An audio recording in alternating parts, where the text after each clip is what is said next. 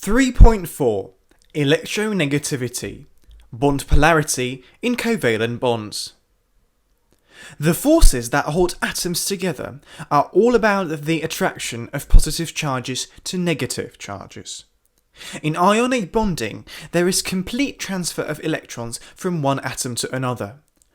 But, even in covalent bonds, the electrons shared by the atoms will not be evenly spread if one of the atoms is better at attracting electrons than the other. This atom is called more electronegative than the other, such as in the case of fluorine and hydrogen. Fluorine is better at attracting electrons than hydrogen, so fluorine is said to be more electronegative than hydrogen. Electronegativity is the power of an atom to attract the electron density in a covalent bond towards itself. When chemists consider the electrons as charge clouds, the term electron density is often used to describe the way the negative charge is distributed in a molecule. The Pauling scale is used as a measure of electronegativity. It runs from 0 to 4.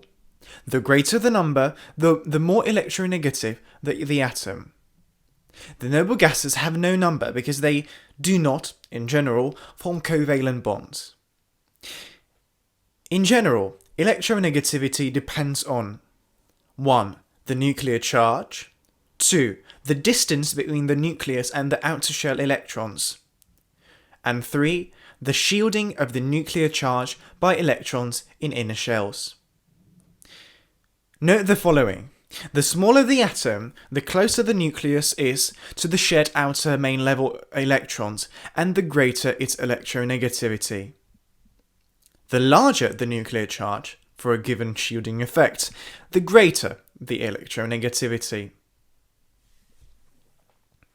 Going up a group in the periodic table, electronegativity increases. The atoms get smaller, and there is less shielding by electrons in inner shells.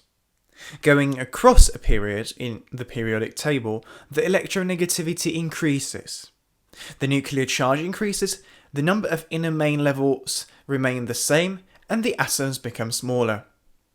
So, the most electronegative atoms are found at the top right-hand corner of the periodic table, ignoring the noble gases, which form few compounds. The most electronegative atoms are therefore fluorine, oxygen, and nitrogen, followed by chlorine. Polarity is about the unequal sharing of the electrons between atoms that are bonded together covalently. It is a property of the bond. When both atoms are the same, for example, in fluorine F2, the electrons in the bond must be shared equally between the atoms. Both atoms have exactly the same electronegativity, and the bond is completely non-polar. If you think of the electrons as being in a cloud of charge, then the cloud is uniformly spread between the atoms. In a covalent bond between two atoms of different electronegativity, the electrons in the bond will not be shared equally between the atoms.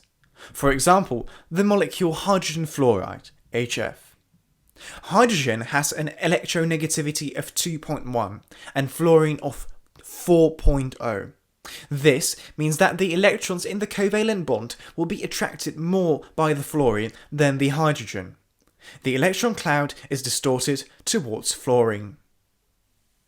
The fluorine end at the molecule is therefore relatively negative, and the hydrogen end relatively positive, that is, electron deficient. You show this by adding partial charges to the formula. So you have H small delta plus, and then F small delta minus. Covalent bonds like these are said to be polar. The greater the difference in electronegativity, the more polar is the covalent bond. You could say that although the HF bond is covalent, it has some ionic character.